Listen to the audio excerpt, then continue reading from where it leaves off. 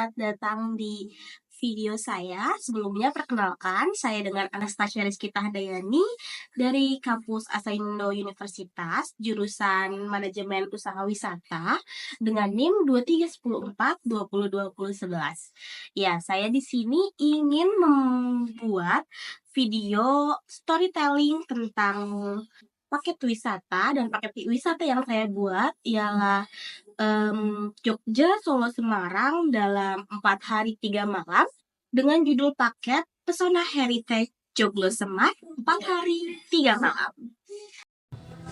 Halo semua, selamat datang di Yogyakarta.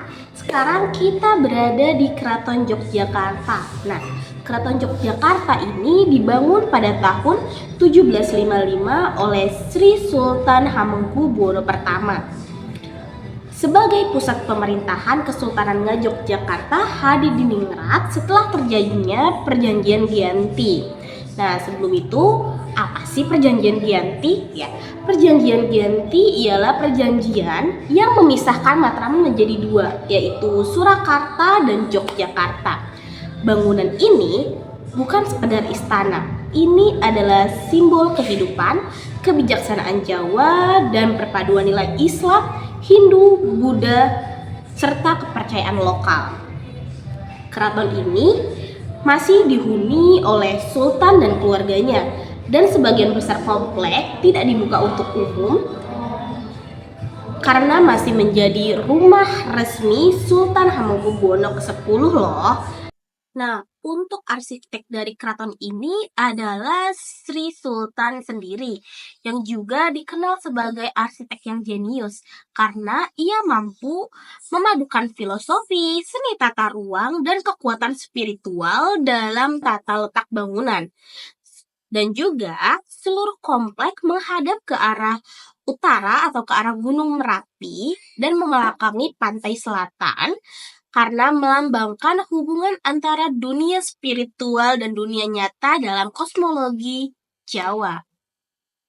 Di dalam keraton, kita bisa melihat abdi dalam. Nah, abdi dalam ini pegawai kerajaan atau penjaga kerajaan yang masih mengenakan pakaian tradisional lengkap setiap hari.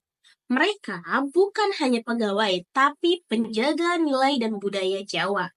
Lalu juga setiap hari kita bisa menonton pertunjukan seni keraton seperti tari klasik, gamelan, macapat, atau wayang golek. Kalian bisa menyaksikan secara langsung. Lalu beberapa bangunan dan museum di dalam keraton menyimpan kereta kencana, pusaka, lukisan raja-raja, hingga benda-benda peninggalan kolonial. Keraton Yogyakarta bukan sekedar tempat bersejarah, tapi jantung kebudayaan Jawa yang masih berdetak. Tempat ini mengajarkan kita bahwa budaya bukan untuk dipajang, tapi untuk dihidupi. Nah, selanjutnya kita akan pergi ke Candi Prambanan. Candi Prambanan dibangun pada abad ke-9 Masehi oleh Rakai Pikatan. Rakai Pikatan ialah raja dari kerajaan Matraman kuno. Nah, Rakai Pikatan membangun Candi Prambanan itu bertujuan untuk sebagai bentuk penghormatan kepada Trimurti. Apa sih Trimurti? Trimurti ialah 3 dewa utama dalam agama Hindu. Itu ada Brahma, yang artinya sang pencipta, lalu Wisnu yang artinya sang pemelihara, dan Siwa yang artinya sang perusak.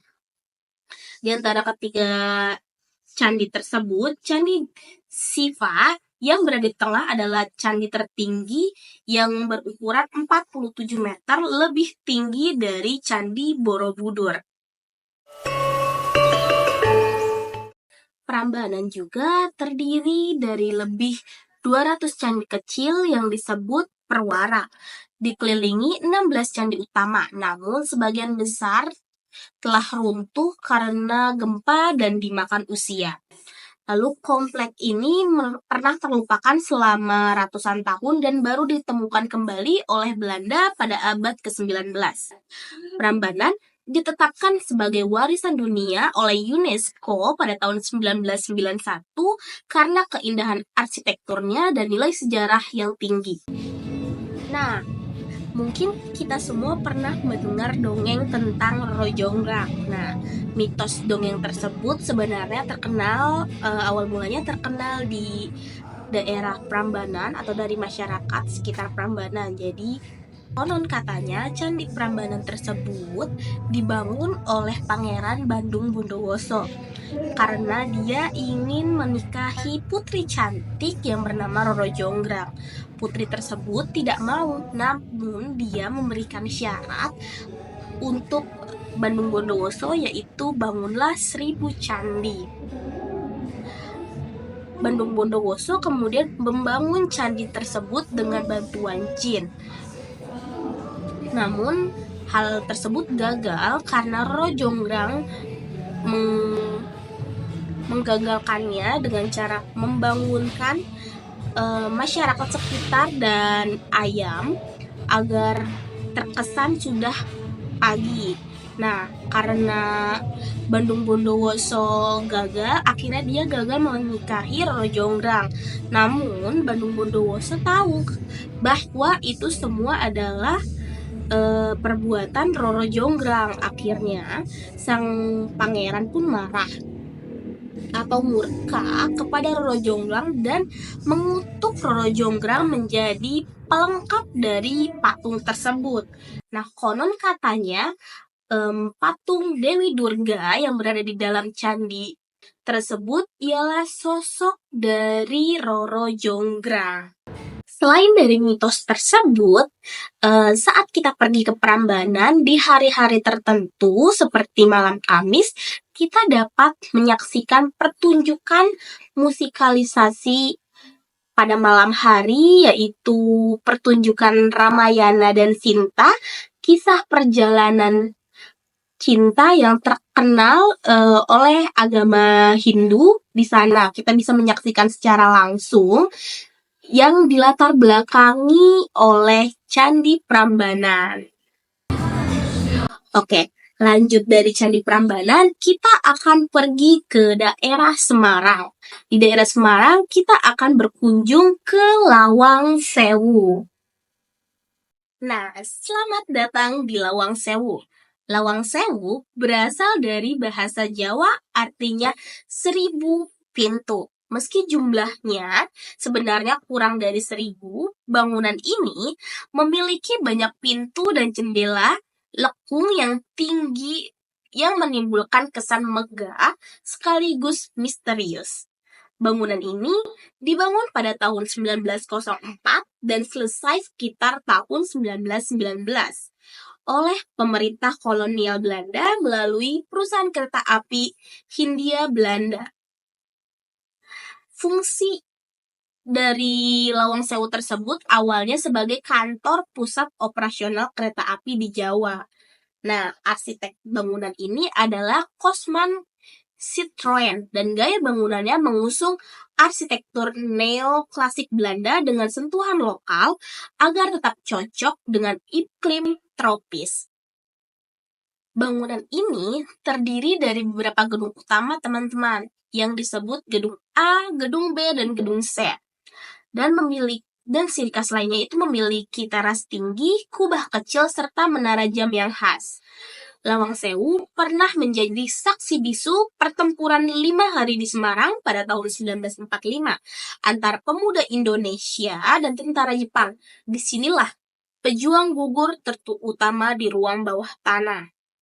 Nah, Lawang Sewu sendiri memiliki sisi mistis dan legenda. Banyak yang menyebut Lawang Sewu sebagai bangunan angker, terutama karena bekas ruang bawah tanah yang dulu dijadikan penjara oleh tentara Jepang loh. Namun kini, pemerintah dan pengelola berupaya menonjolkan nilai sejarah dan edukatif, bukan sekedar mistis.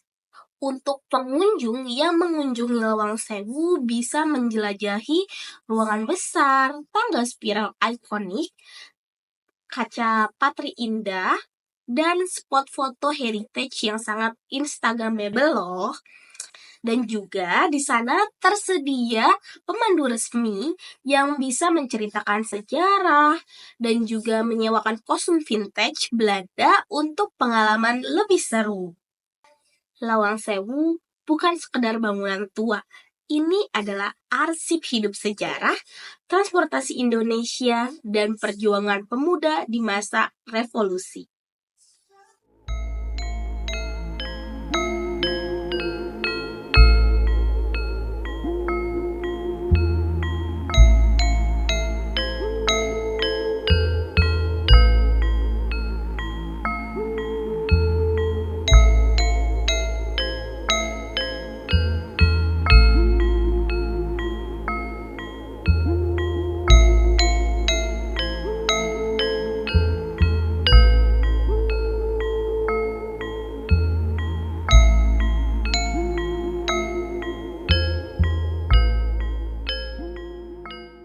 Baik teman-teman, mungkin segitu saja yang bisa aku sampaikan dari ketiga tempat tersebut, mulai dari Keraton Yogyakarta, Candi Prambanan, dan yang terakhir Lawang Sewu.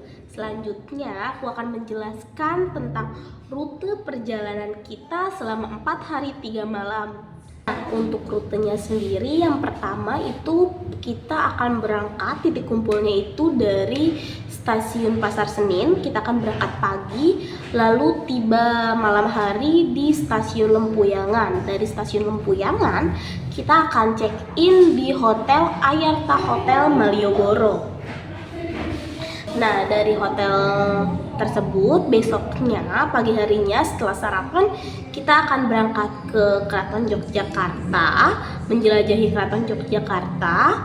Lalu setelah itu kita akan pergi ke Taman Sari dan ke Beringharjo, itu untuk di Yogyakarta. Nah, lalu untuk hari keduanya kita akan berangkat ke Candi Prambanan. Lalu kita akan mengunjungi Keraton Surakarta dan juga Kampung Batik Laweyan. Nah, di hari ketiga kita akan menginap di Swiss Bell Inn Saripatjo. Lalu kita akan mengunjungi Lawang Sewu dan juga Kota Lama Semarang. Nah, untuk hari keempat sebelum kepulangan kita akan belanja oleh-oleh dan berburu kuliner di daerah Surakarta. Baik teman-teman, mungkin sekian dari video saya, dari mulai storytelling objek wisata dan juga rute perjalanan. Untuk informasi lebih lengkap, kalian bisa mengunjungi Instagram di Kembang Wisata Official, atau juga bisa mengunjungi web kita di www.jalankui.id. Nah, di akhir video saya akan memberikan sedikit testimoni tentang paket wisata tersebut. Nah, oke teman-teman, ini adalah salah satu customer kita yang mengikuti paket wisata 4 hari 3 malam Jogja Solo Semarang. Gimana untuk reviewnya, Kak? Halo, salam kenal. Perkenalkan, nama saya Dina. Di sini saya berusia 20 tahun. Saya seorang mahasiswa tingkat 1. Saya memakai jasa bisnis wisata dari Kembang Official. Untuk pelayanannya sangat ramah, juga penjelasannya sangat jelas dipahami. Saya juga di sana melakukan banyak kegiatan, dimulai dari melakukan membatik di keraton, terus juga ke Lawang Sewu, ke Prambanan. Baik teman-teman, sekian dari video saya. Terima kasih sudah menyaksikan. Wassalamualaikum warahmatullahi wabarakatuh.